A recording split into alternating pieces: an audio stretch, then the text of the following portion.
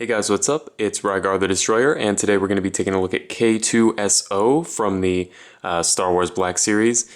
This guy is really cool, but before we take a closer look at him, let's go ahead and take a look at his packaging. Here it is. It's pretty standard for the Star Wars Black Series. It's got a picture of the droid down here in the bottom corner, nothing really on the sides. And then on the back, it's got another picture of the character and a brief description. If you'd like to read that, go ahead and just pause the video. So anyway, let's go ahead and get back to the figure itself. So K-2S0 here stands, as I've got him posed, at 7 1/4 inches tall. So he's got a lot of size. Just to kind of show you, here's the new Death Trooper, and he stands a whole head taller than this guy. So he's pretty big. He's got a lot of size on, which is really cool.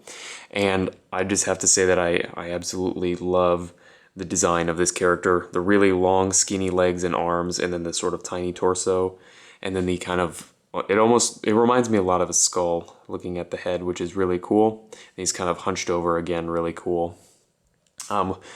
Let's go ahead and run through the articulation. I was a little bit worried about the articulation just by looking at it, you know, because he's so oddly shaped, but I think they did a really nice job. So he's got a ball peg in the head, which gives him a really nice range of motion, makes him really expressive. And then he's got a ball peg in the base of the neck. Really cool, gives him a lot of range of motion there.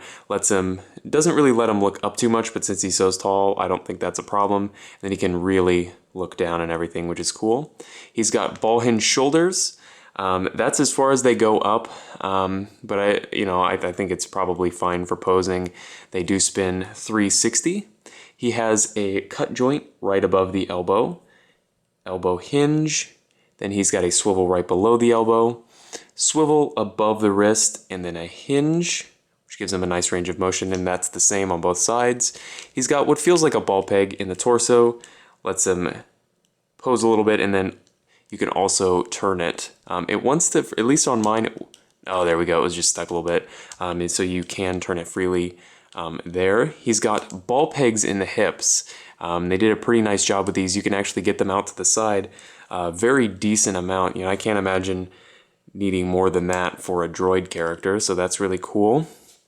He's got swivels right above the knee, obviously the hinge joint, which the hinges on the knees and arms can go both ways, which is probably more than we need, but that's all right with me. There is a swivel right below the knee. He's got a hinged ankle with a really great range of motion. It looks a little odd, but I think that's by design. Then he's got a traditional ankle rocker, which lets his foot go all the way over to the side and all the way over to this side without having to kind of twist the foot at a weird angle, which is nice. And then finally, kind of what I want to talk about on this character is some of the features that they added here. So in his elbow joint, that's actually clear. Basically all of the larger circle joints have a clear piece of plastic in the center, which is really cool. Again, I'm imagining that in the movie, those will be completely see-through. There wouldn't be anything there, but because it's a hinge, they decided to go with clear plastic there in that little spot. I think that's something that they didn't have to do, but they did, so that's a really nice attention to detail there.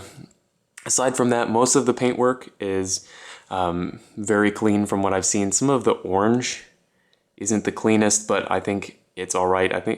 I'm imagining that's supposed to be like light glowing from there, so it's, in my opinion, it's okay that it's a little rough, and a lot of it you don't see from a lot of angles, so it's fine in my opinion. So as far as this figure goes, I say if you see it, definitely pick it up, just for the design alone. Obviously, we don't have the movie to go off of, so we can't judge the character in that in that regard, but I definitely say that just based on this figure, it's a must-have by design and just in its execution. So if you have any comments or questions, please leave them down in the comment section below, and I guess I'll see you later.